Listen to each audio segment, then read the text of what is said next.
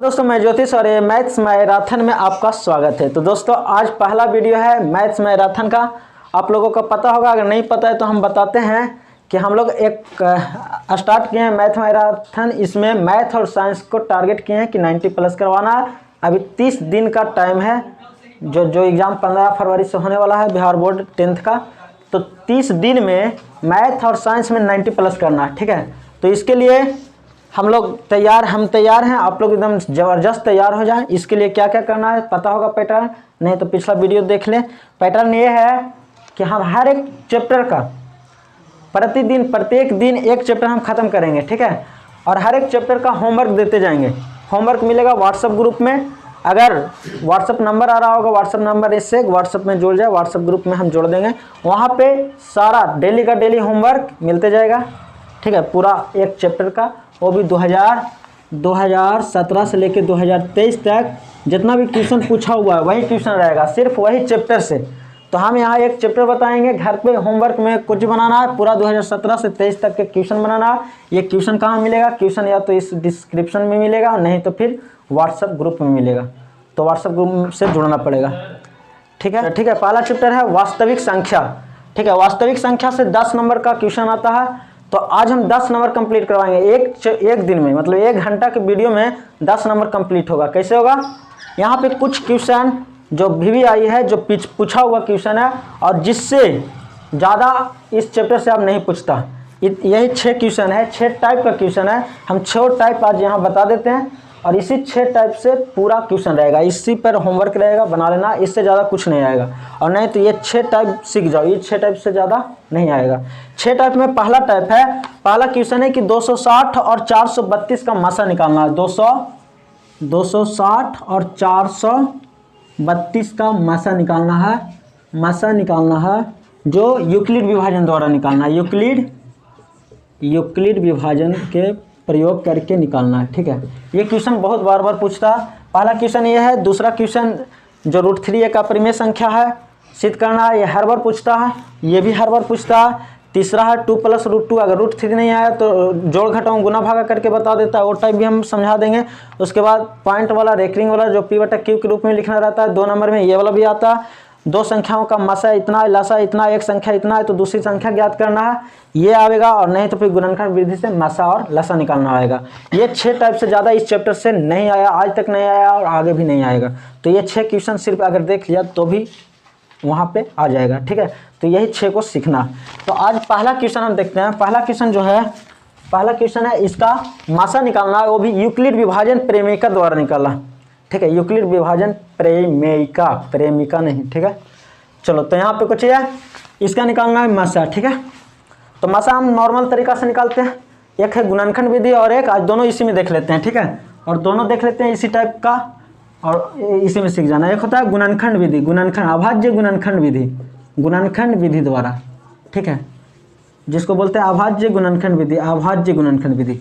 और एक होता है यूक्लिड विभाजन द्वारा। ठीक है, तो 2 तरीका से हम मासा निकाल सकते हैं और 2 तरीका से हम लसा निकाल सकते हैं। ठीक है, तो मासा निकालने का जो ये तरीका है अभाज्य गुणनखंड विधि, बहुत सिंपल है। इसमें कुछ करेंगे, इसमें सबसे पहले 260 का गुणनखंड निकालेंगे, अभाज्य गुणनखंड निकालेंगे। ठीक है, हम ये सिखा लें अभाज्य गुणनखंड द्वारा अगर पूछ दिया तो इस तरीका से बनाना है। उसके बाद हम यूक्लिड विभाजन द्वारा भी बताएंगे। ठीक है, तो अभाज्य गुणनखंड द्वारा कुछ करना है, इसको सबसे पहले गुणनखंड करना है। ठीक है, तो 260 के गुणनखंड निकालेंगे तो कैसे, 2 से लगेगा सबसे पहले, तो 2 एकम 2, 2 तिहाई 6 और यहाँ हो जाएगा 0। फिर 2 से लगेगा, 2 छक्के 12, 2 पच्चे 10। फिर 5 से लग जाएगा, 5 एकम 5, 5 तिया 15 हो गया। इसी तरीका से अगर हम निकालें 432 का गुणनखंड, तो ये भी 2 से लगेगा, 2 दूना 4, 2 एकम 2, 2 छक्का 12, 216 बार में कटेगा। फिर 2 से लगाएंगे, 2 एकम 2 और 2 8 16, बीच में 0 हो जाएगा। फिर यहाँ लगेगा 2 से, 2 पच्चे 10, 2 चौको 8, 2 से फिर लग जाएगा, कितना हो जाएगा, 2 दूना 4, 2 सत्ते 14, फिर 3 नम 27, 3 तिहाई 9। ठीक है, तो ये हो गया अभाज्य गुणनखंड। कभी कभी सिर्फ क्वेश्चन बहुत सिंपल क्वेश्चन पूछता, बोलेगा कि इतना के गुणनखंड के रूप में लिखना। तो बस कुछ करना, ये बहुत सिंपल क्वेश्चन हो गया, ना तो मासा निकालना है ना तो लसा निकालना, सिर्फ कुछ करना है इसके गुणनखंड के रूप में लिखना। तो बस ऐसे ही गुणनखंड के रूप में, अभाज्य गुणनखंड के रूप में लिख देना और दर्शा देना है 260 बराबर जो हुआ वो कितना होगा 2 गुना 2 गुना 5 गुना 13। और यहाँ से अगर हम 432 बराबर देखें तो ये कितना आ रहा, तो 2 गुना 2 2 गुना 2 गुना 2 गुना 2 गुना 3 गुना 3 गुना 3। ये हो गया अभाज्य गुणनखंड के रूप में हम पूरा तोड़ दिए एकदम, 260 को भी तोड़ दिए और 432 को तोड़ दिए। तो अगर क्वेश्चन बोले कि सिर्फ अभाज्य गुणनखंड के रूप में लिखे, अभाज्य गुणनखंड के गुणनफल के रूप में लिखे, तो बस इतना लिख देना और कुछ नहीं करना। तो ये क्लियर हो गया, इस टाइप के जिससे भी जितना भी क्वेश्चन रहेगा बन जाएगा। और अगर बोल दे कि मासा निकालना है, मासा किस विधि द्वारा, तो अभाज्य गुणनखंड विधि द्वारा, तो पहले गुणनखंड निकालेंगे, गुणनखंड के रूप में लिखेंगे। और अगर हम मासा निकालेंगे, मासा मतलब महत्तम समापवर्तक, HCF, इसी को बोलते हैं HCF, हाईएस्ट कॉमन फैक्टर। तो अगर मासा निकालना है तो मासा का नियम है, एकदम ध्यान से देख लेना, मासा का नियम को चाहिए जो कॉमन हो, हाईएस्ट कॉमन फैक्टर जो कॉमन हो, दोनों में जो कॉमन हो उसको देखो। तो कॉमन कौन है, 2 कॉमन है, यहाँ से फिर 2 कॉमन है, उसके बाद और कोई भी कॉमन नहीं दिख रहा, 5 13 है, 2 2 3 3 3 है, तो और कोई कॉमन नहीं है। तो मासा सिर्फ और सिर्फ कॉमन वाला होता जो दोनों में कॉमन है, ठीक है। तो दोनों में से एगो मिल गया यहाँ और एगो मिल गया यहाँ, तो ये हो गया मासा, यानी मासा कितना आ गया 2 दूना 4। कितना सिंपल है, 2 नंबर का क्वेश्चन है, बहुत इंपॉर्टेंट है। और बस इसका मासा 4 आ गया। अगर लासा की बात करें, लासा लघुत्तम समापवर्तक, तो LCM उसको भी निकाल देते हैं। अगर लासा भी निकालना हो तो लासा भी निकाल देना है, लासा LCM जिसको बोलते हैं। तो LCM कुछ ही होगा, LCM होगा कि जो कॉमन हो रहा है उसको तो लिखेंगे ही लिखेंगे, 2 गुना 2, ठीक है। उसके बाद जो कॉमन नहीं हो रहा है सबको लिख देना, 5 गुना 13 गुना 2 गुना 2 गुना 3 गुना 3 गुना 3 हो गया। अभी सबको गुना कर देना है, गुना करने के बाद जो आया वो हो जाएगा LCM, लासा। तो इतना अभी तक हम कुछ सीखे, हम लोग सीखे हैं कि ये 2 को गुणनखंड के रूप में कैसे लिखेंगे। सबसे पहले गुणनखंड लिख देंगे, यहाँ पे अंक बदल देगा और कुछ नहीं करेगा, ठीक है। तरीका यही है, गुणनखंड तोड़ेंगे, गुणनफल के रूप में लिख देंगे, सिर्फ इतना बोले तो, ठीक है, 2 नंबर कंप्लीट हो जाएगा। उसके बाद अगर HCF बोले तो गुणनखंड निकालेंगे, गुणनफल के रूप में लिखेंगे और जो कॉमन है उसको गुना कर देंगे, ये HCF हो जाएगा। अगर LCM बोल दे तो ये दोनों को गुणनखंड के गुणनफल के रूप में लिखना है, जो कॉमन है उसको लिखना है, जो कॉमन नहीं है उसको भी लिख के गुना कर देना। तो हम लोग अभी सीखे हैं गुणनखंड के द्वारा HCF और LCM निकालना। तो अब हम देखते हैं यूक्लिड विभाजन द्वारा HCF कैसे निकालना है, क्योंकि सबसे ज़्यादा जो क्वेश्चन पूछता है इसी से पूछता है, यूक्लिड विभाजन द्वारा ये पूछता है, लेकिन सबसे ज़्यादा क्वेश्चन यूक्लिड विभाजन द्वारा पूछता है। तो हम देखते हैं यूक्लिड विभाजन द्वारा कैसे होता है। तो यहाँ स्क्रीनशॉट लेके उतार सकते हैं, हम इसे इरेज करते हैं। तो आगे है यूक्लिड विभाजन द्वारा, जो कि बहुत सिंपल है और बहुत आसान है, 2 नंबर भी कंफर्म है। तो वीडियो में बने रहें लास्ट तक। चलो तो देखते हैं यहाँ पे यूक्लिड विभाजन द्वारा, ठीक है। तो यूक्लिड विभाजन के नियम को चाहिए, यूक्लिड विभाजन का नियम है यूक्लिड विभाजन, विभाजन का जो फॉर्मूला होता है वो होता है भाज्य बराबर भाजक गुना भागफल प्लस शेषफल, शेष होता है, ठीक है। अगर भाज्य A मान लेते हैं, 2 का संख्या A और B का हमको HCF निकालना है, 2 संख्या है अगर A और B, और उसमें A और B का अगर हमको HCF निकालना है, उसमें अगर हम देख रहे हैं कि A बड़ा है, जो बड़ा है एक बड़ा होगा, जैसे 260 और 432 में 432 बड़ा है, तो 432 को A मान लेंगे और 260 को B बोलेंगे, क्योंकि B छोटा वाला को B बोलेंगे और बड़ा वाला को A बोलेंगे। तो हम भागा किस में देंगे, भागा बड़ा वाला में देंगे, छोटा से देंगे।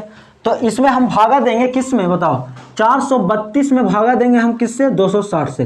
तो यूक्लिड का नियम है यही, भाग विधि द्वारा, यानी कि भाग विधि द्वारा हम लोग निकालना है, का चीज भाग विधि द्वारा हम लोग के मासा निकालना। तो बचपन में हम लोग निकाले हैं HCF, सबसे पहले सीखते थे भाग विधि द्वारा मासा निकालना, ठीक है। तो वो हमको आता है, कोई बहुत बड़ा नहीं है। तो भाग विधि द्वारा मासा निकालना है, यही है यूक्लिड विभाजन द्वारा।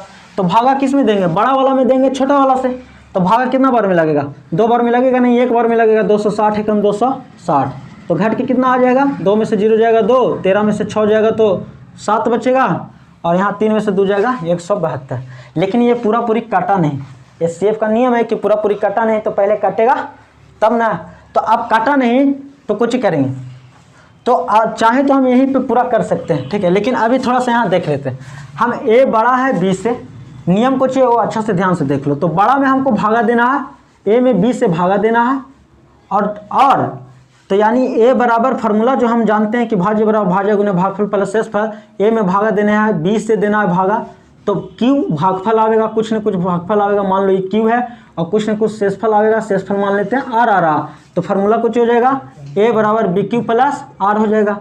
यानी ये जो फार्मूला होता है कुछ होता है बी क्यू प्लस आर होता है।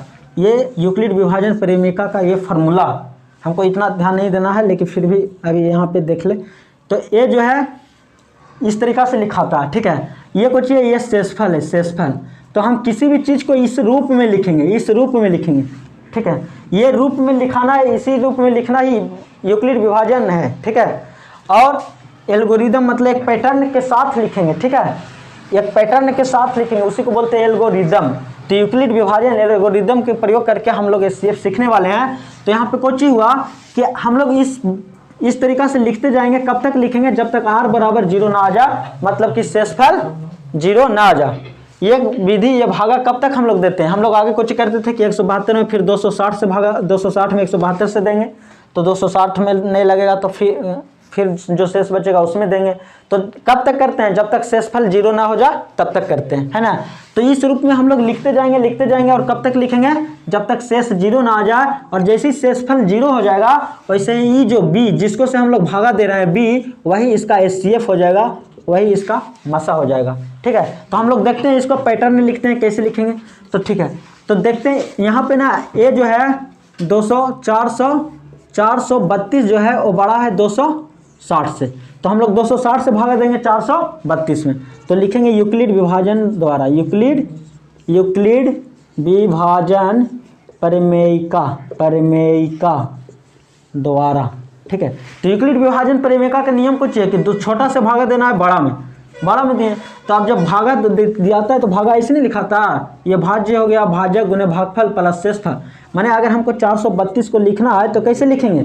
432 टूट गया तो 260 गुना 1, 260 गुना 1, यही हो गया भागफल। भाज्य बराबर भाज्य गुने भागफल प्लस शेषफल। शेषफल कितना बचा? 172, ठीक है।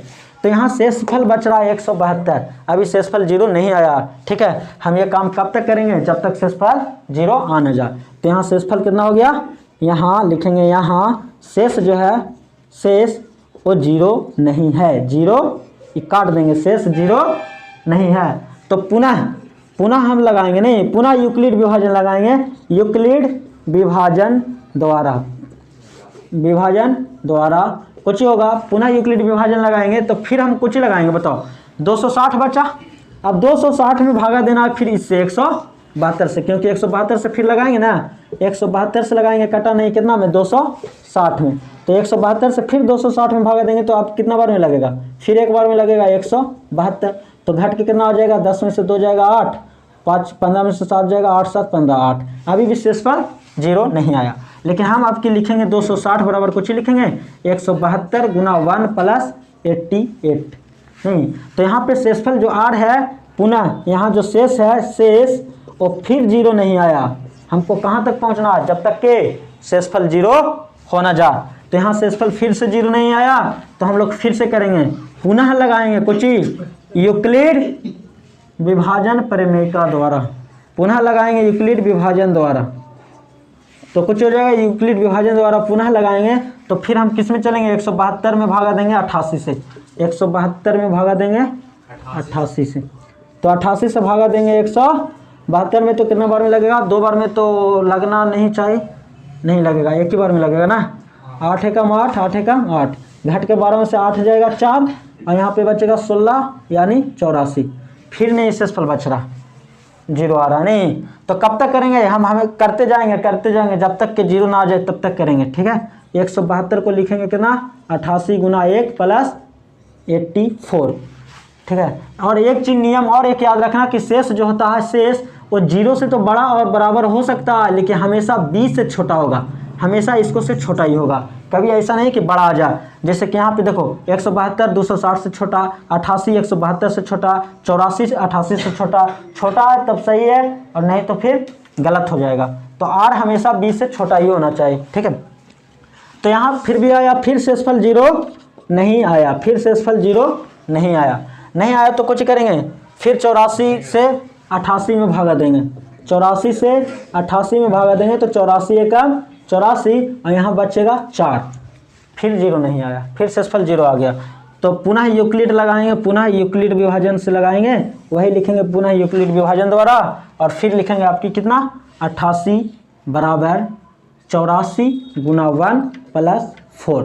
यहाँ भी शेषफल 0, यहाँ भी शेष 0 नहीं आया, यहाँ भी शेष 0 नहीं आया तो कुछ करेंगे, फिर काम वही करेंगे, पुनः यूक्लिड विभाजन लगाएंगे, पुनः यूक्लिड विभाजन द्वारा काम करेंगे और आपकी फिर किस में लगाना है, आपकी 84 में, यहाँ पे कर देते हैं 84 में भागा देना है 4 से।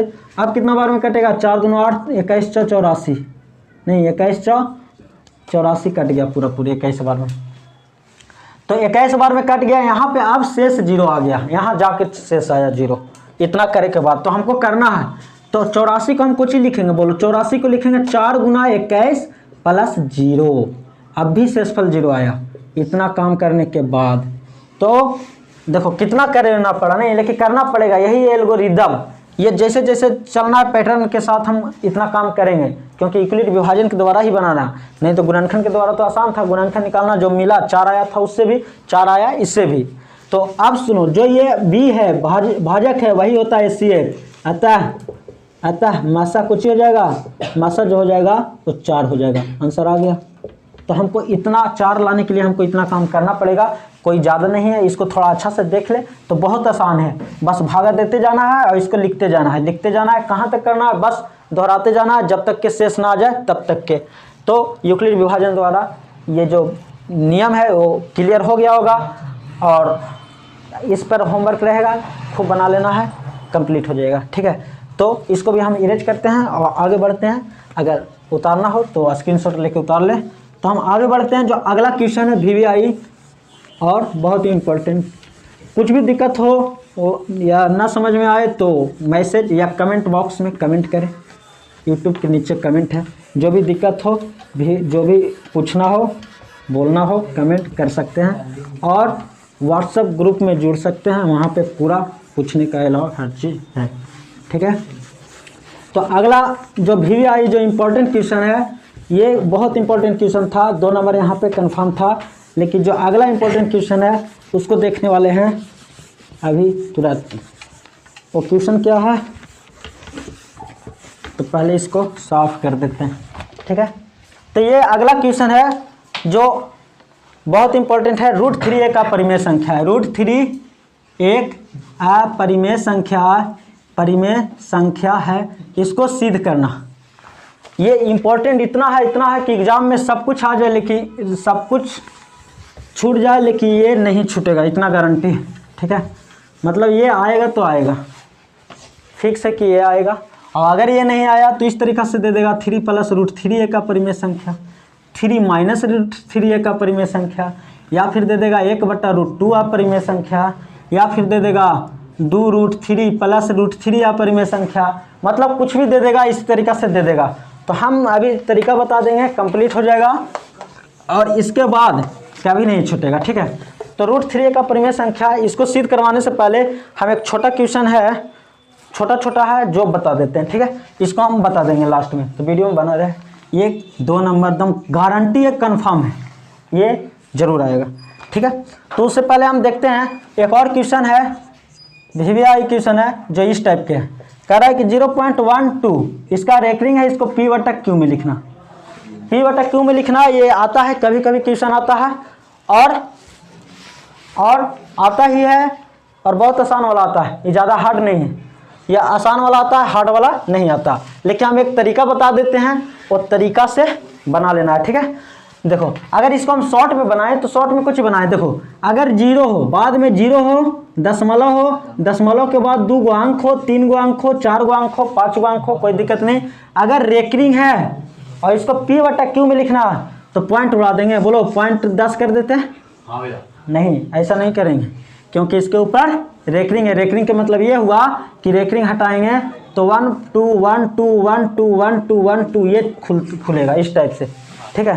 तो 1 2 1 2 अगर रिपीट होगा तो इसको पॉइंट हटा के नहीं लिख सकते हैं, तो इसको हम नहीं लिख सकते हैं। तो इसको बनाएंगे कैसे? इसको बनाएंगे देखो ऐसे, अगर रेकरिंग दे दिया तो ध्यान रखो पॉइंट के बाद जितना अंक है अगर उसमें सभी पर अंक है, सारा अंक पर रेकरिंग है और पॉइंट के पहले जीरो है तो बहुत सिंपल है, इसको 12 लिखो और 2 अंक है तो 2 को 9 बैठा दो। नहीं, अगर बता दिया 0.2 पर रेकरिंग है तो 2 लिखो, बस 1 अंक है तो 1 के ऊपर 9 लिख दो। अगर 0.3 4 5 3 पर रेकरिंग है, आराम से 3 4 5 उतारो और नीचे 9 9 9 लिख दो। बहुत सिंपल है। लेकिन ये कब करेंगे? जब ऐसा ही रहेगा तब। अगर इसके आगे कुछ दे दिया 5 तो ये वाला नियम फेल हो जाएगा। ऐसा नहीं कि 5 1 2 बटा 9 9 कर देना, नहीं। इसके आगे अगर 2 दे दे और 1 पर रेकरिंग दिया हुआ है, 3 दे दे और 1 पर रेकरिंग दिया हुआ है तो भी ऐसा काम नहीं करेंगे। अगर यहाँ पे कुछ और दे दिया और 3 पर रेकरिंग है तो भी इसका काम नहीं करेंगे।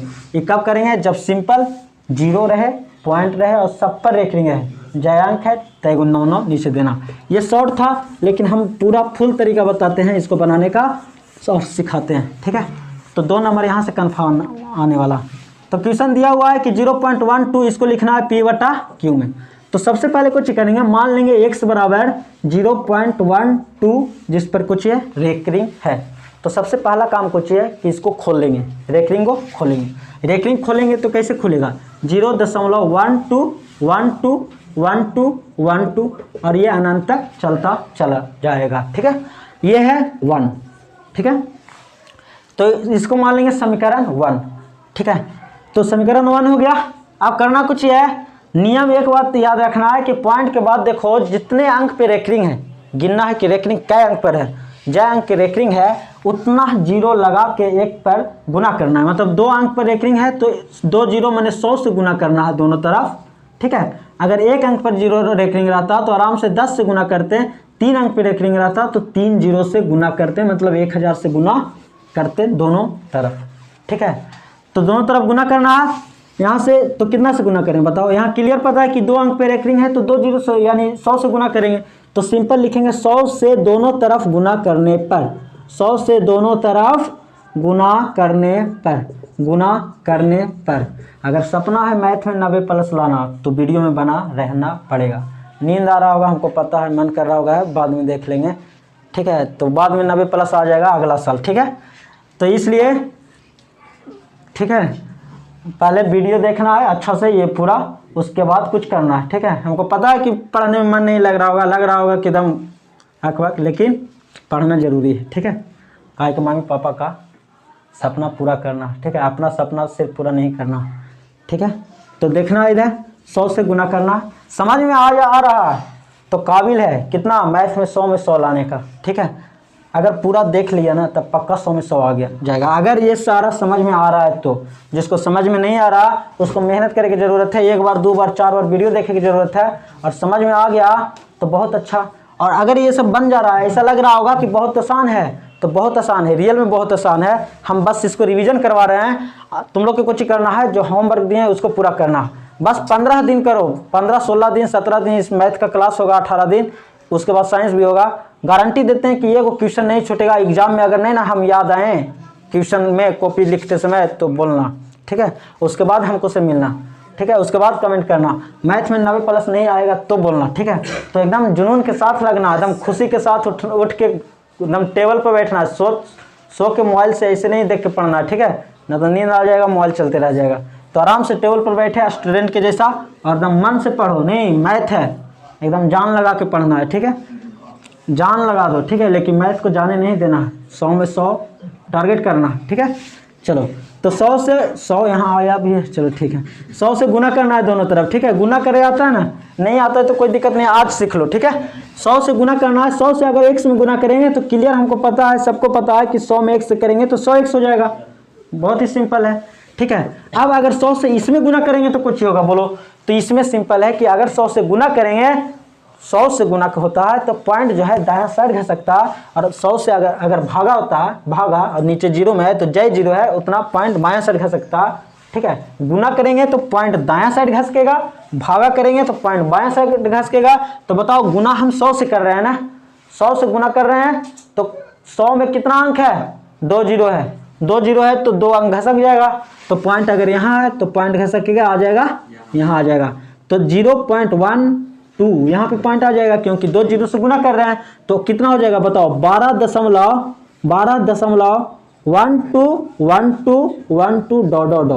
ये होगा। समझ में आया? करना कुछ है, पॉइंट गुना 100 से कर रहे हैं तो 2 अंक आगे घसकेगा, 1 2 अंक आगे घसक गया। ठीक है, तो 2 अंक घसक गया। अब इसको नाम दे देना है समीकरण। तो यहाँ पे हम लोग 100 से गुना किए दोनों तरफ। ठीक है, इधर 12.12 हो गया। अब कुछ करना है, बस करना है कि दूसरा में से पहले को घटा देना है, क्योंकि बड़ा ये है छोटा ये है तो घटाएंगे बड़ा में से। तो दूसरा में से यानी समीकरण 2 में से 1 को घटाने पर, 1 को घटाने पर कुछ लिखेंगे, समीकरण 2 में से 1 को घटाने पर। अब घटाओ तो आता ही होगा, आराम से सिंपल बहुत आसान तरीका से घटा देना। ठीक है, समीकरण के एक तरफ, समीकरण के दोनों तरफ। बायां तरफ है 100, 100 में से x जाएगा तो 100 में से 1 जाएगा तो कितना बचेगा, 99 बचेगा। ये हो गया 99, x बराबर बराबर बराबर दे देना। अब ना पॉइंट का घटाओ या जोड़ होता है पॉइंट को फिक्स करके, पॉइंट के उधर वाला उधर घटता है, पॉइंट को इधर वाला इधर घटता है। तो पॉइंट के सामने पॉइंट को फिक्स करेंगे। अब देखो ये पॉइंट है और ये पॉइंट दशमलव है, दशमलव के इधर देखेंगे, दशमलव के उधर देखेंगे। तो दशमलव के उधर इसमें सारा 12 12 12 है, यहाँ भी दशमलव के उधर सारा 12 12 12 है। तो इधर से पूरा घटाएंगे तो 2 में से 2 जाएगा 0, 1 में से 1 जाएगा 0, 2 में से 2 जाएगा 0। मतलब अगर घटाएंगे दूसरा में से पहला तो पॉइंट को होने वाला देखो सारा के सारा 0 हो जा रहा। ठीक है, 2 में से 2 जाएगा 0, 1 में से 1 जाएगा 0, मतलब पॉइंट को उधर वाला सारा कितना आ गया, 0 आ गया। अगर इधर की बात करें तो इधर 12 है और इसमें 0 है, तो 12 में से 0 जाएगा तो 12 बचेगा, यानी पॉइंट के बाद कुछ बच नहीं रहा, तो ये खत्म हो गया। यानी कितना घट के आया, 12 आया। ठीक है, पॉइंट के बाद घट के कितना आया, 12, मतलब इसका मान 12 आया। ठीक है, अब कुछ करेंगे, ये गुना है तो गुना कुछ में जाता है, भागा में जाता है। तो x बराबर कितना हो जाएगा, 12/99, क्योंकि गुना है तो चल जाएगा। अगर इसको काटना है तो काट दो, 3 चौको 12 और यहाँ हो जाएगा कितना, 33/33 इसका आंसर आ गया। ऐसे भी हम शुरू में बताए थे ट्रिक से कि 2 अंक के बाद 99 आ रहा है, 12/99 आ रहा है। तो इस तरीका से बनाना है। देखो कितना सिंपल है एकदम, ये इतना सामने हो गया, बहुत आसान है। हमको जो बोले 2, अगर एक को ऊपर रेकरिंग रहता तो 10 से गुना कर देते और घटा देते, 10 से गुना करके घटाते तो 10 में से 1 जाता 9 और उधर पूरा पॉइंट वाला उधर घट जाता, 0 आके उतना आ जाता। 3 अंक पर रेकरिंग रहता तो 3 0 से गुना कर देते, यानी 1000 से गुना करते।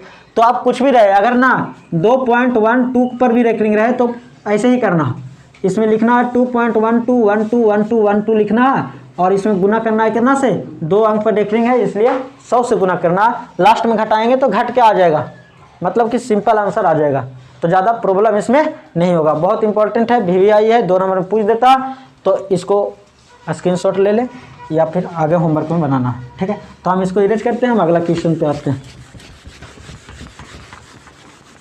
देखो वीडियो को देखना पड़ेगा, अच्छा से देखना पड़ेगा, शांति से देखना पड़ेगा, सारा समझ में आएगा। और क्योंकि हमको ख़त्म करना है आज, पूरा एक चैप्टर कंप्लीट करना, पूरा एक चैप्टर कंप्लीट करना है, जिसमें रेकरिंग वाला और जो SCF वाला 2 को पूछता है, 2 को कंप्लीट हो गया। ये 2 आएगा, अगर ये 2 नहीं आया तो आगे बहुत ही सिंपल आता है।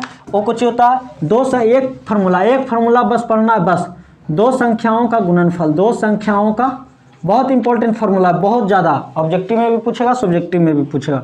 2 संख्याओं का गुणनफल, 2 संख्याओं का जो गुणनफल होता है वो दोनों का LCM माने लासा गुना मासा के बराबर होता है, लासा गुना मासा के बराबर होता है। अगर 2 को संख्या दे दिया है और उसका अगर आपस में गुना करें, उसका लासा निकालें माने LCM निकालें और उसका SCF निकालें, उन दोनों के गुना करें तो दोनों के दोनों बराबर होगा। ठीक है, तो ये फार्मूला बहुत इंपॉर्टेंट है और 2 नंबर में इस पर भी आता है क्वेश्चन कैसे। तो देखो क्वेश्चन आया हुआ है, क्वेश्चन आया है कि 2 संख्याओं का मासा 23 है, लासा 1449 है, यदि एक संख्या 161 है तो दूसरी संख्या ज्ञात करें। तो बनाना कैसे, देखो बहुत सिंपल। सबसे पहले लिखेंगे सॉल्यूशन, 2 नंबर है, थोड़ा अच्छा से सजा के लिख देना, 2 नंबर मिल जाएगा, कोई बहुत बड़ा बात नहीं है। देखो कह रहा है 2 संख्याओं का मासा, 2 संख्याओं का मासा माने SCF जो है लिख देंगे, दिया है, कुछ लिखना है, दिया कुछ दिया, तो दिया हुआ है दोनों संख्याओं का SCF HCF जो दिया हुआ है वो 23 है, ठीक है। LCM जो दिया हुआ वो दिया हुआ है 1449 दिया हुआ। उसमें एक संख्या को मान लेते हैं 1 और दूसरा संख्या B मान लेते हैं। तो एक संख्या A जो है वो दिया हुआ है 161, दूसरा संख्या कह रहा है B जो होगा वो कितना होगा। ये पहली संख्या, यानी पहली संख्या लिख सकते हैं, पहली संख्या जो है A दिया हुआ है, दूसरी संख्या जो कि B है हमको निकालना है। तो कितना सिंपल है, दो संख्या A और B मान लें कि दो संख्या A और B है, जो कि पहला संख्या 161 है, दूसरा कितना है तुमको बताना है, और इसका HCF 23 है, LCM 1449 है। फॉर्मूला सिंपल है, दो संख्याओं का गुणनफल बराबर होता है लसा गुना मसा। कुछ होता है फॉर्मूला, दोनों संख्याओं का गुणनफल जो होता है वो होता है लसा गुना मसा, यानी LCM गुना HCF। तो दोनों संख्याओं में पहला A जो कि पहला संख्या दिया हुआ है 161 और गुना दूसरी संख्या मान लीजिए B या X मान लो, कुछ भी मान लो, इसमें कोई दिक्कत नहीं है। तो दूसरी संख्या मान लो दूसरी संख्या X, माना कि दूसरी संख्या X, A और B ना भी लिखेंगे तो भी चलेगा। तो दूसरी संख्या कितना X है। चलो लासा कितना दिया हुआ, लासा मैंने LCM, ठीक है, 1449 दिया हुआ, गुना मासा कितना दिया हुआ 23 दिया हुआ। चलो हमको दूसरी संख्या निकालना है, मैंने एक और संख्या था जो निकालना, तो X यानी निकालना, ये गुना तो उधर भागा में चला जाएगा, तो 1449 गुना 23 बटा हो जाएगा 161। अब देखो ये कितना बार में कटता, जो कट छट के आवेगा वो इसका आंसर हो जाएगा। कितना 23 से कटेगा, ये 23 सत्य होता, 7 या 21 हो जाएगा, और 7 दूना 14 और 2 16, हाँ ये 7 बार में कटेगा, और ये कट जाएगा 7 दूना 14, 7 सत्य 49, 207 हो जाएगा। तो X बराबर कितना हो जाएगा 207, ठीक है। तो दूसरी संख्या जो हुआ 207 इसका आंसर हो गया। देखो तो कितना सिंपल है, ये पूछा हुआ क्वेश्चन है। क्वेश्चन कब पूछा था, तो ये क्वेश्चन पूछा था 2019 में पूछा था।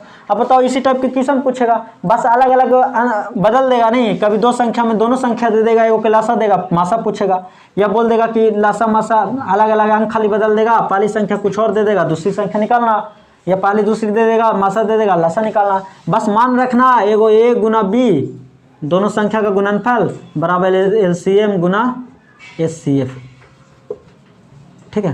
कितना सिंपल फार्मूला है, इस पे लगाओ, इससे ऑब्जेक्टिव भी बनेगा और सब्जेक्टिव भी बनेगा। तो ये फार्मूला याद रखना और ये तरीका याद रखना, बस इसको 1-2 बार देख लेना, रिवीजन कर लेना, होमवर्क में जो देंगे उसको बना लेना, ठीक है। तो एकदम कंप्लीट। चलो ये हो गया। अब अगला जो क्वेश्चन है, अभाज्य गुणनखंड द्वारा 96 और 404 का LCM और HCF निकालना। तो इसको मिटाते हैं।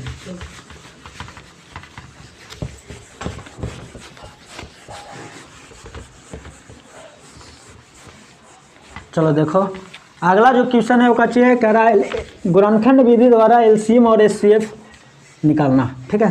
तो अभी हम बता दिए हैं, शुरू में ही बता दिए गुणनखंड विधि द्वारा कैसे LCM और HCF निकालते हैं। कह रहा है कि 96 और 404 का LCM और HCF निकालना है गुणनखंड विधि द्वारा। ये 2017 में पूछा हुआ है, बहुत बार ऐसा क्वेश्चन पूछता। तो जानते हैं, शुरू में ही बताएं, इसको गुणनखंड निकालना है, इसका भी गुणनखंड निकालना है, और जो दोनों में कॉमन होगा वो हो जाएगा HCF, और जो दोनों में कॉमन होगा उसके बाद जो कॉमन नहीं होगा उसको भी गुना कर दें सबको, तो हो जाता है LCM। स्टार्टिंग में ही हम बता दिए हैं, ठीक है। तो समझ जाना है, उसी पर इसको भी बना देना। ये बहुत सिंपल है, इसमें कोई हार्ड नहीं है। सबसे ज़्यादा इम्पोर्टेंट है वो है √3 एक अपरिमेय संख्या। इसको जानना बहुत ज़रूरी है और इसको सीखना बहुत ज़रूरी है, और ये बहुत इंपॉर्टेंट है, ठीक है। तो आज हम 2 क्वेश्चन इसमें बनवाएंगे, ठीक है। √3 एक अपरिमेय संख्या, और दूसरा बनवाएंगे 2 + √2 एक अपरिमेय संख्या। एक अपरिमेय संख्या है, इसको सिद्ध करना, ये दोनों को सिद्ध करना, ठीक है। तो एक बताएंगे और बाकी बनाना है, ठीक है। तो √3 एक अपरिमेय संख्या, इसको सिद्ध करते हैं सबसे पहले, इंपॉर्टेंट है। उसके बाद जोड़ घटाओ गुना भागा कुछ भी रहे उसको देखेंगे, ठीक है। तो इससे आसान यही है, ठीक है, इसलिए डरने की बात नहीं है। तो सबसे पहले हम शुरू करते हैं, तो बनाएंगे कैसे, तो लिखेंगे सोल्यूशन, ठीक है। ये आएगा ही आएगा, ठीक है। तो इसको कम से कम देख लो लास्ट तक, ठीक है, अच्छा से, ठीक है, 2 नंबर नहीं छूटेगा। तो देखो सबसे पहले √3 सिद्ध करने के लिए बोल रहा है कि यह एक अपरिमेय संख्या है, यह एक अपरिमेय संख्या है। देखो √3 एक अपरिमेय संख्या, किताब बोल रहा है कि इसको बताना, ठीक है। चलो तो हम मान लेते हैं माना कि √3 एक परिमेय संख्या। किसी को झटका नहीं ना लग रहा?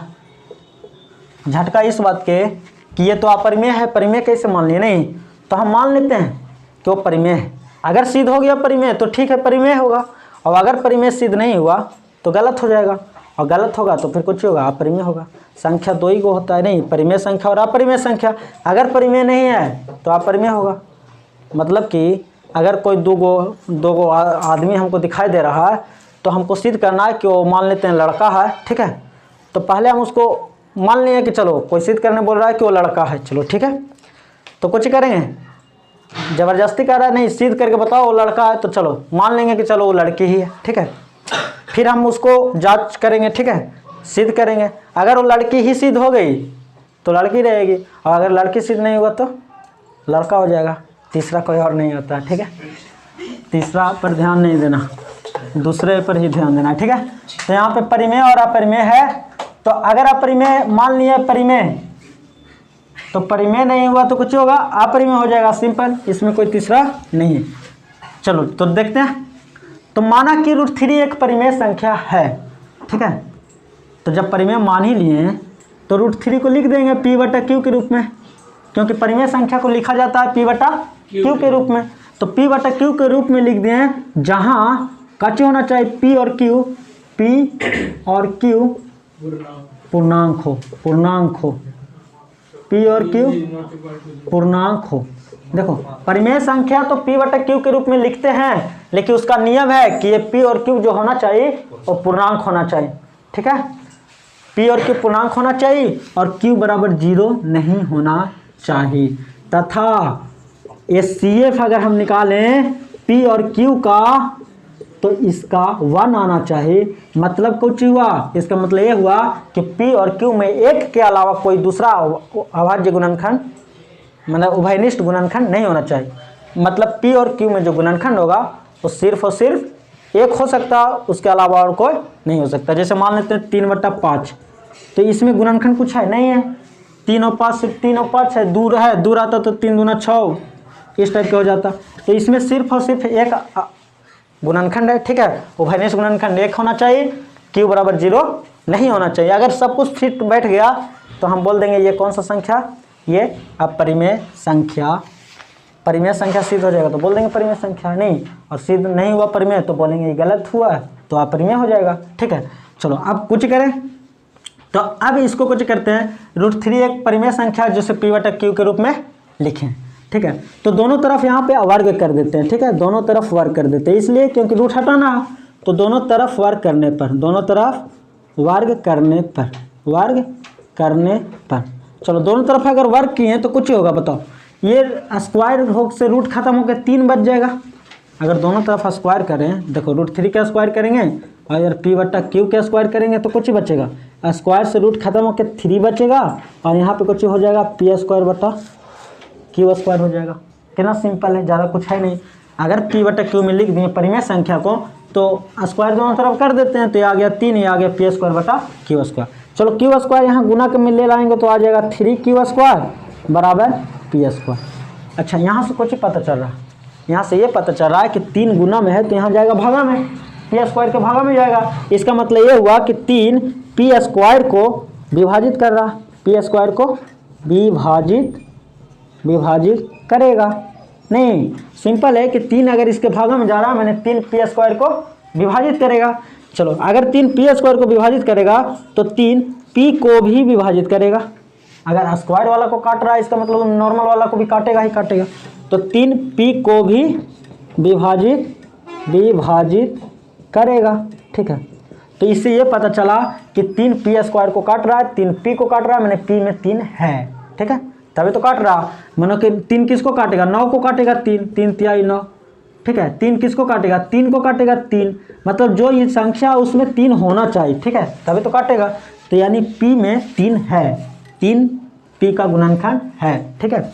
तभी तो काट रहा है, गुणनखंड नहीं रहता तो नहीं काटता। अब एक काम करते हैं, p बराबर हम कुछ मान लेते हैं, ठीक है, हम हमारा मर्जी कुछ भी मान सकते हैं क्योंकि p पूर्णांक है, मैंने 1 से लेकर अनंत तक कुछ भी मान सकते हैं, ठीक है। तो p के मान हम मान लेते हैं कितना, 3m मान लेते हैं, p को मान लेते हैं 3m।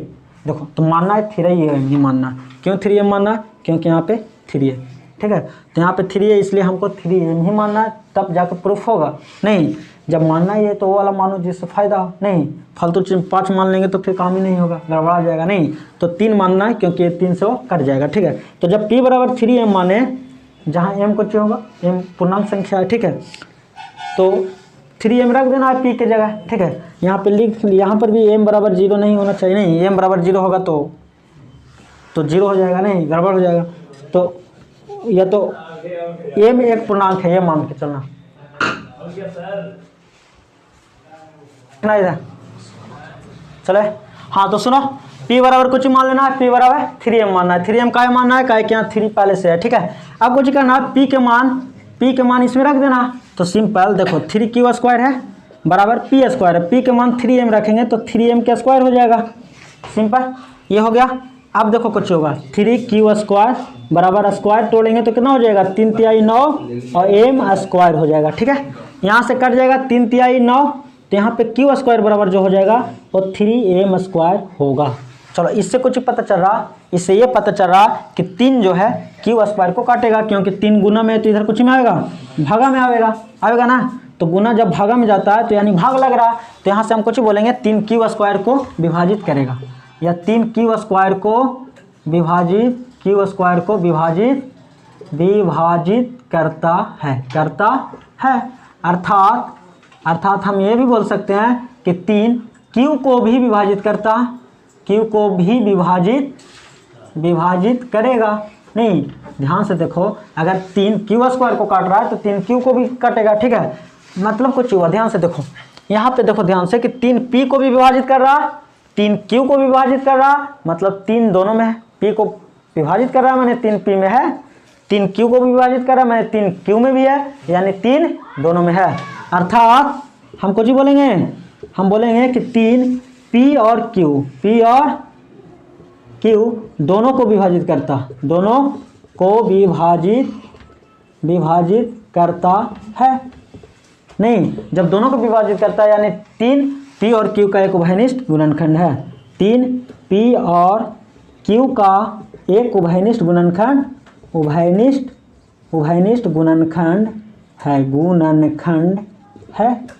है ना, दोनों को विभाजित कर रहा है इसलिए 3 कुछ हो गया, 3 p और q का एक उभयनिष्ठ गुणनखंड हो गया। लेकिन हमारा मानना कुछ था कि HCF p और q कितना होना चाहिए, 1, लेकिन यहाँ HCF कितना आ रहा, 3 आ रहा।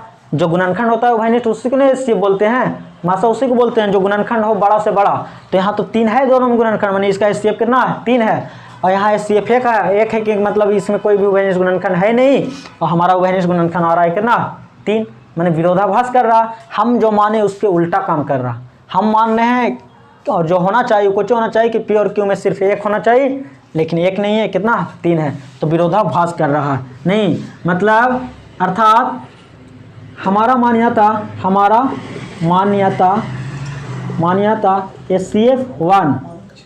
HCF डायरेक्ट में लिख देता हूँ, HCF p q बराबर 1 गलत है, नहीं गलत है, ठीक है। अतः या विरोधाभास से लिख देते हैं, हमारा मान्यता पे HCF p और q गलत विरोधाभास है, मतलब कि हम 1 माने आ रहा है 3 नहीं, तो विरोधाभास है। अर्थात यह मान्यता कुछ लिखेंगे, अर्थात यह मानना कि √3 एक परिमेय संख्या है जो गलत है, अतः √3 एक अपरिमेय संख्या है। देखो बहुत सिंपल है, क्यू नहीं लिखा है, क्यू है, ठीक है। चलो सुनो, शुरू में p और q पूर्णांक p और q पूर्णांक पी और क्यू, चलो ठीक है, यहाँ पे तो समझ जाएगा। पी और क्यू एक पूर्णांक है, यहाँ पे लिख देना है, कुछ लिखना है, पी और क्यू एक पूर्णांक है, पी और क्यू एक पूर्णांक है। चलो हो गया। देखो इसमें थोड़ा सा लिखने वाला है लेकिन ज़्यादा हार्ड नहीं है, आसान है, ठीक है। कुछ करना है, बस मानना है और काम करते जाना है। हम माने उभयनिष्ठ गुणनखंड 1 होना चाहिए, लेकिन उभयनिष्ठ गुणनखंड दोनों में आ रहा है 3 आ रहा है, ठीक है। तो इसका मतलब विरोधाभास कर रहा है, नहीं, हम माने 1 आ रहा है 3, मतलब गलती हो गया कुछ ही कि ये परिमेय संख्या। जब परिमेय संख्या गलती हो गया तो सही कुछ ही हुआ, सही होगा कि यह परिमेय संख्या हो गया। तो देखो ये बहुत ही सिंपल था, ज़्यादा हार्ड नहीं है। ये इससे भी बहुत ज़्यादा सिंपल है, बहुत ही सिंपल है। हम ये तरीका बताते हैं, इसी तरीका से एक एक को सिद्ध कर देना। सारा जितना भी जोड़ घटाव गुना भागा वाला रहेगा, ये तरीका सीखना है, बाकी सब बना देना है फटाफट, ठीक है। तो हम इसको भी इरेज करते हैं, ठीक है। कितने नंबर का आता है? 2 नंबर क्या आएगा और कितना आएगा?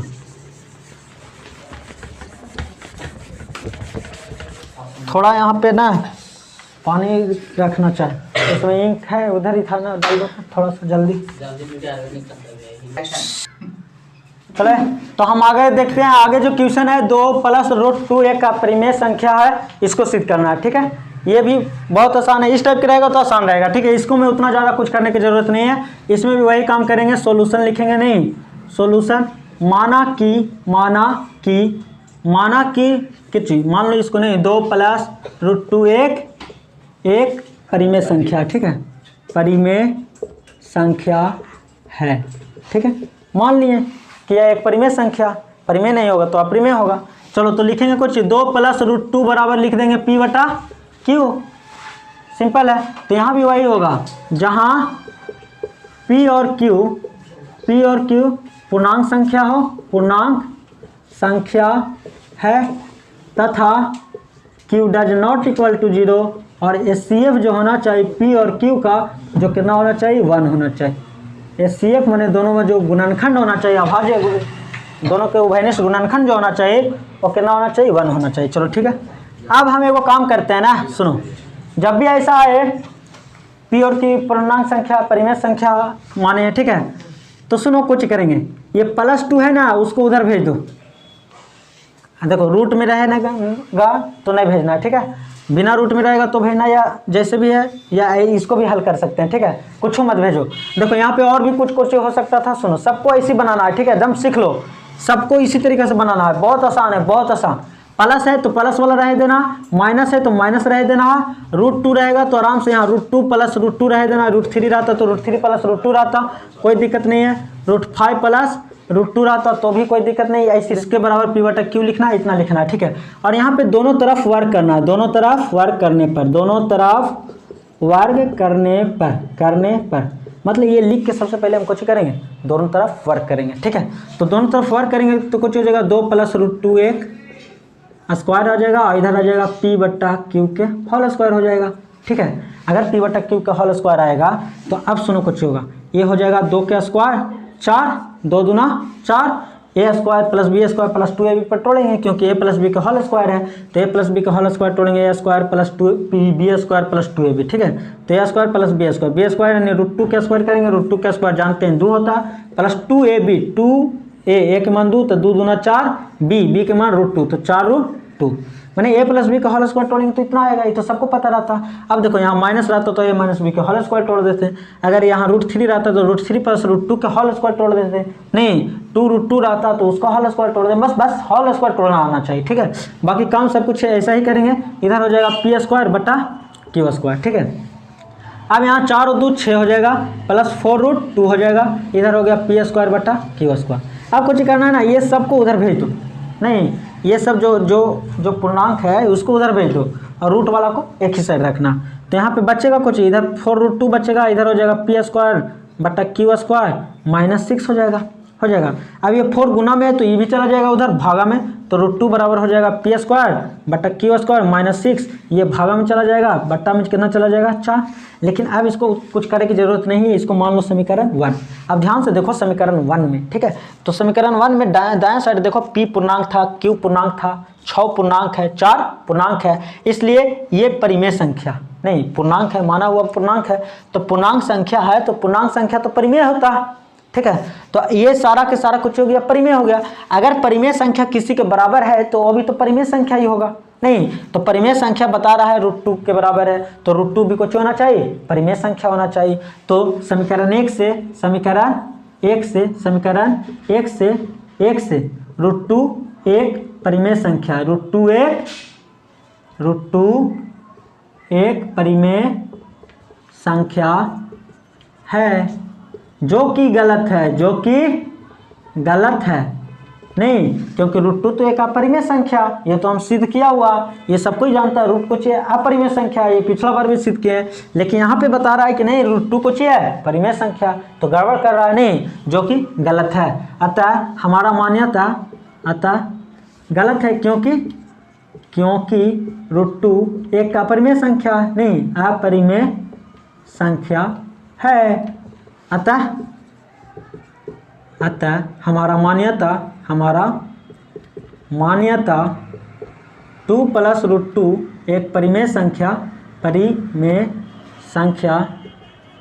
गलत है, ठीक है। जब यहाँ पे गलत हो गया तो ये भी शुरू वाला गलत ही होगा, नहीं, जब यहाँ गलत हो गया, गलत साबित हो गया कि नहीं, ये परिमेय संख्या इधर लिख रहा है परिमेय और इधर अपरिमेय, कभी परिमेय अपरिमेय बराबर होगा, नहीं होगा, विरोधाभास कर रहा है एक दूसरे को। तो विरोधाभास कर रहा है, इसका मतलब हमारा मान्यता जो था वही गलत मान लिया, इसे तो विरोधाभास कर रहा। सही रहता तो सही, अगर सही में ही परिमेय रहता तो विरोधाभास होता नहीं ना, दोनों परिमेय रहता, दोनों अपरिमेय रहता, लेकिन ये बोल रहा है इधर परिमेय इधर अपरिमेय, ऐसे कैसे होगा, परिमेय अपरिमेय कभी बराबर नहीं होगा, दोनों एक दूसरे के कुछ कर रहा है, विरोधाभास कर रहा। इसलिए ये हमारा मान्यता कि 2 + √2 कुछ होगा एक परिमेय संख्या गलत है। अतः यहाँ लिखो अर्थात हमारा मान्यता, या तो हमारा मान्यता अतः कुछ हो जाएगा 2 + √2 एक अपरिमेय संख्या है। कितना सिंपल है, नहीं, बहुत ही आसान है, ठीक है।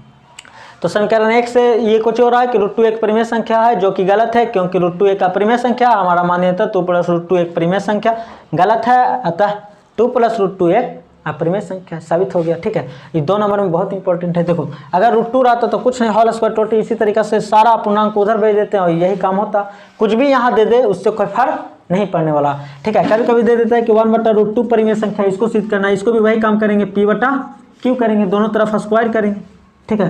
तो स्क्वायर करेंगे तो कुछ हो जाएगा, इधर हो जाएगा, देखो इधर Q हो जाएगा, इधर √2P हो जाएगा, स्क्वायर करेंगे तो Q² बराबर यहाँ 2P² आ जाएगा। यहाँ से हम खटाक सुन कुछ कर सकते हैं, वही नियम लगा सकते हैं, Q² को बांट रहा है, विभाजित कर रहा है, 2Q को भी विभाजित करेगा, नहीं, मतलब ये सिंपल हो गया। किस तरीका से, मतलब इसको अगर और शॉर्ट में करना चाहते हैं तो ऐसा देखो, 1/√2 एक परिमेय संख्या, तो P/Q हो जाएगा, इसको गुना करेंगे या इसको बदल दो तो ये √2 बराबर कुछ हो जाएगा Q/P, ठीक है। Q और P पूर्णांक है, ठीक है। तो ये परिमेय संख्या हो गया, नहीं, तो अगर ये परिमेय है तो ये भी कुछ होना चाहिए था, परिमेय होना चाहिए था, लेकिन ये अपरिमेय है, ये दोनों भी एक दूसरे का विरोधाभास कर रहा, इसलिए ये कुछ हो जाएगा, ये परिमेय संख्या ना होकर √1/√2 कुछ हो जाएगा, अपरिमेय संख्या हो जाएगा। ये बहुत आसान है, नहीं, तो इसको भी कर लेना है, ठीक है। तो हमारा यहाँ पे हो गया ख़त्म ये वाला जो बहुत इंपॉर्टेंट था, ठीक है। 2 नंबर में पूछता है, बहुत ही अच्छा से हर साल पूछता है, ठीक है।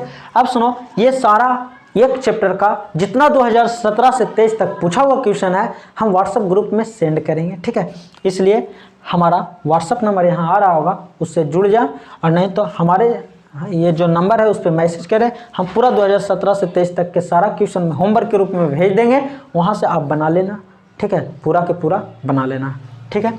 और नहीं तो स्क्रीन पर आ रहा होगा, वहाँ से बना लेना, ठीक है। तो अब आगे थोड़ा सा देखते हैं, ठीक है, जो कि क्या है, जो है शांत और अशांत, ठीक है। तो उसको भी थोड़ा सा देख लेते हैं, बहुत इंपॉर्टेंट है, उससे भी क्वेश्चन। तो दोस्तों, तो एक है शांत और अशांत, इससे भी ऑब्जेक्टिव पूछते रहता है, शांत और अशांत। ये 10वां में 1 नंबर में तो ऑब्जेक्टिव भर के पूछता है, कभी कभी 2 नंबर में पूछता है। तो आखिर ये शांत अशांत होता कुछ है दोस्तों। अगर हम किसी में भागा देते हैं, किसी को भागा देते हैं, जैसे मान लेते हैं कि 3 को 7 से भागा दे रहे हैं, ठीक है, या 3 को 5 से भागा दे रहे हैं, तो इसमें पता चलता है कि आखिर ये कटने के बाद शांत होगा या अशांत होगा, यही ना।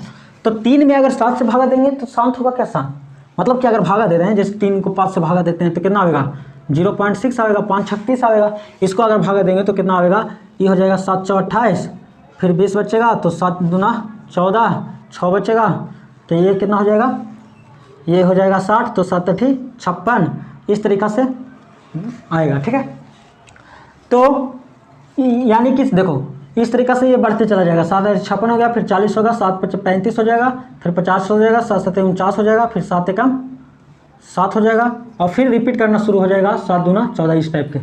ठीक है, 2 8 5 पूरा ये रिपीट कर जाएगा यही वाला। ठीक है, सारा कुछ, तो इसका मतलब रिपीट कर रहा है। अगर हम सिंपल देखें 3/7 ना देख करके अगर हम 1/3 ले तो देखो 1/3 कैसे होगा, 3 3 9, 0.3, फिर 0.3333 भाग लगते जाएगा। ठीक है, तो अगर 3/5 देखें तो 0.6 बार में कट गया, 3 से भागा दे रहे हैं तो ये कट नहीं रहा है, लगातार चलते जा रहा है। ठीक है, तो हमारे जो संख्या होता है, संख्या वो 2 तरह का होता है। नहीं, एक होता है शांत और एक होता है अशांत।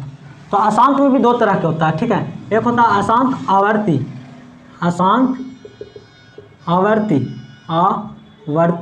और एक होता है अशांत अनावर्ती। ठीक है, एक होता है शांत, एक होता है अशांत। अशांत में 2 तरह के, अशांत आवर्ती और एक होता है अशांत अनावर्ती।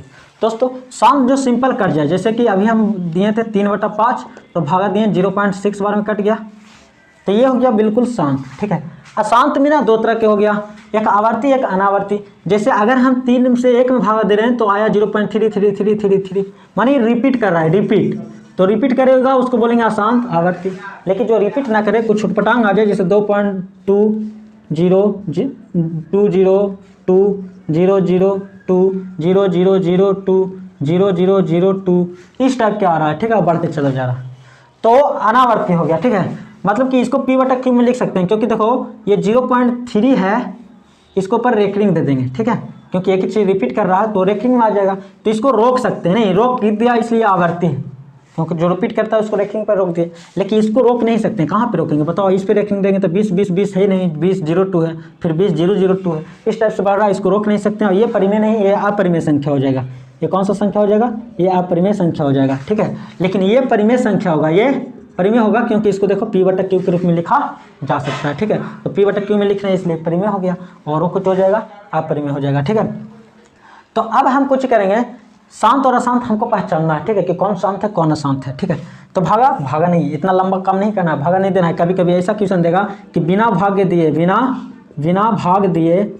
दिए बताएं कि कौन शांत है और कौन अशांत है। ठीक है, कौन शांत है और कौन अशांत है, इसको बिना भाग दिए बताना।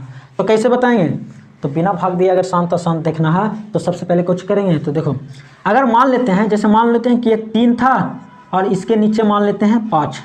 अब कैसे हमको पता चलेगा कि शांत है क्या अशांत है, तो देखो सुनो, हम एक काम कर सकते हैं, इसमें मान लेते हैं 2 से नीचे गुना कर देते हैं, तो 2 से ऊपर भी गुना करना पड़ेगा। ठीक है, तो ऊपर 2 का गुना हम अपना मन से कर रहे हैं, 2 से तो दोनों में करना पड़ेगा ऊपर नीचे। इससे फायदा कुछ हुआ, फायदा ये हुआ कि नीचे 5 गुना 10 बन गया, और ऊपर कुछ हो जाएगा 6।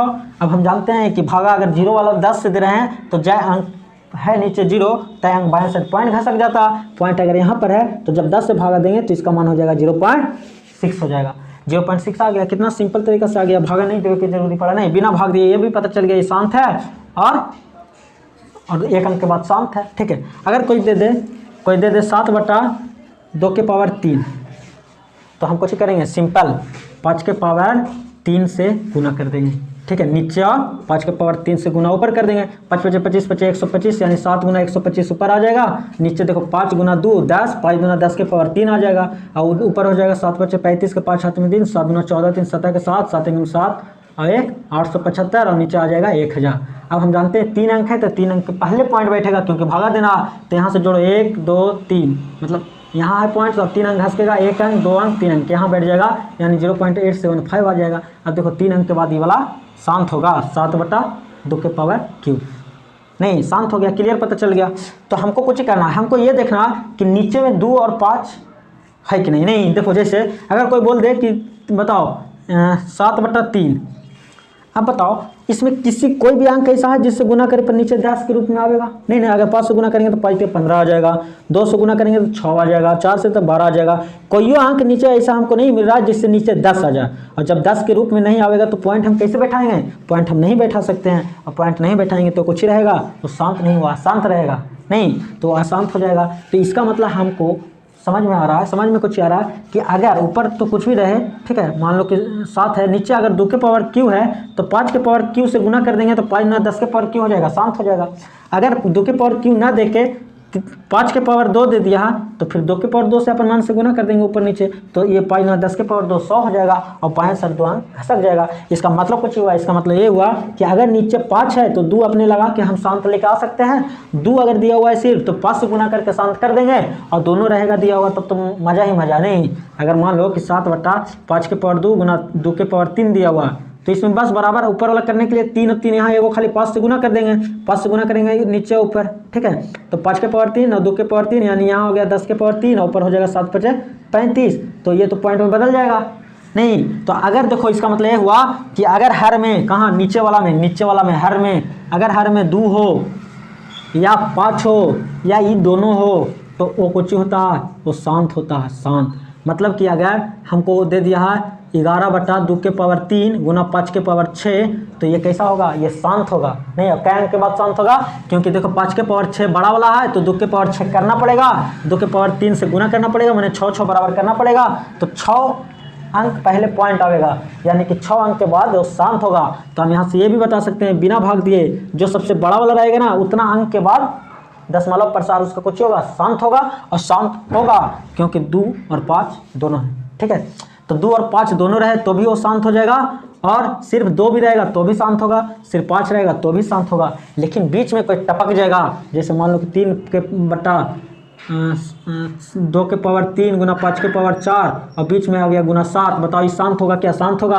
तो ये हो जाएगा अशांत, क्योंकि ये बाबू टपक गया 2 और 5 के अलावा, इससे अब 10 नीचे नहीं हो सकता है कभी, और ये कुछ हो जाएगा, अशांत हो जाएगा, ठीक है। तो अगर हमको अशांत और शांत चेक करना है तो कुछ करेंगे, बट्टा जो हर है ना उसको में देखना, अगर सिर्फ 2 है, सिर्फ 5 है या दोनों है तो शांत होगा, और अगर 2 और 5 के अलावा कोई और संख्या घुस गया कि कोई आभास संख्या जैसे 3 हो गया, 7 हो गया, 11 13 कुछ आके घुस गया तो फिर कुछ हो जाएगा, वो अशांत हो जाएगा, ठीक है। तो आज के बाद अगर व्याख्या करे कहेगा कि बताओ कि 13/2 के पावर 3 गुना 5 के पावर 7 शांत है क्या शांत, तो लिखेंगे चूँकि हर में 2 और 5 के अलावा कोई दूसरा अभाज्य संख्या नहीं है इसलिए ये संख्या शांत होगा, ठीक है।